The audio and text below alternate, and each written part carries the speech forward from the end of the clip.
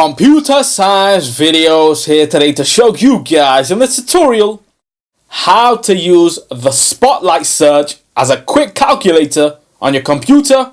Without further ado, let us start the video. So in this tutorial, you need to have access to a Mac computer, be signed into your account, and then we can, to access spotlight search, go to the right hand top corner of the screen where we see this magnifying glass, click on this, or a keyboard shortcut would be Command and Space. We can move the spotlight search around. Before this, the spotlight search was fixed to the right hand side of the page. They brought it to Command Space and it was fixed in to the middle of the page, and now we have the ability to move this around. To now add your calculations and quickly calculate something,